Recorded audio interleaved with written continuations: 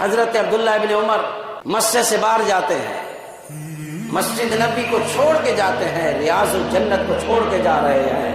منبر رسول کو دیکھنا بھی عبادت ہے، اس کو بھی چھوڑ کے جا رہے ہیں، مصلی رسول کو دیکھنا بھی عبادت ہے، اس کو بھی چھوڑ کے جا رہے ہیں، روضہ مصطفیٰ کا دیدار کرنا یہ آنکھوں کی معراج ہے، اس کو بھی چھوڑ کے جا رہے ہیں، مسجد سے باہر چلے جاتے ہیں، ایک جگہ سے گزر ہوتا ہے، وہاں جاتے ہیں، آپ کے متبعین بھی پیچھے ہیں، جب وہاں جاتے ہیں تو اپنے سر کو تھوڑا نیچے کرتے ہیں اور امامے کو پکڑ کے درست بھی کرتے ہیں، لیکن وہاں کوئی چیز دکھنے میں نہیں آتی، پوچھتے ہیں حضرت یہ کون سا عمل کیا ہے آپ نے، ہمیں سمجھ نہیں آیا، مسجد کو بھی چھوڑ کے باہر آ گئے ہیں اور یہاں آ کے آپ نے سر کو بھی نیچے کر لیا، اپنے ہاتھوں کو بھی امامے پہ رکھ کے درست کیا ہے، سمجھ نہیں آتی بات کیا ہے؟ فرمایا تمہیں سمجھ نہیں آتی، میں تو اپنے حبیب کی ایک ایک ادا کو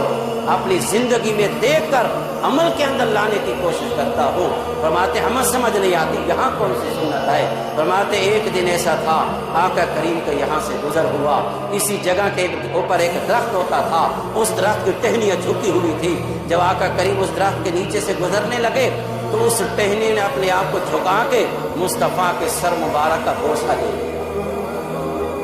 کہتے چلو وہ بات تو اس زمانے کے اندر تھی، اب تو یہاں درخت ہی نہیں رہا، اب کیسے ہے؟ فرماتے ہیں بھلے درخت نہ رہا ہو لیکن میں نے اپنی زندگی کے اندر اپنے حبیب کے عمل کو دیکھا، اور دیکھنے کے بعد میرا دل یہ گوارا نہیں کر رہا تھا کہ حضور کے اس عمل کو چھوڑ کر کیسے دنیا سے جا رہا ہے، اگرچہ درخت نہیں ہے میں نے عمل کرتے ہوئے حبیب کو دیکھا ہے، اس سنت کو بھی ادا کرنے کے لیے اسی جگہ سے گزرا ہوں اور اپنے سر کو بھی نیچے کیا ہے، امامے کو بھی درست کر لیا ہے، اپنے حبیب کی سنت کو تازہ کیا۔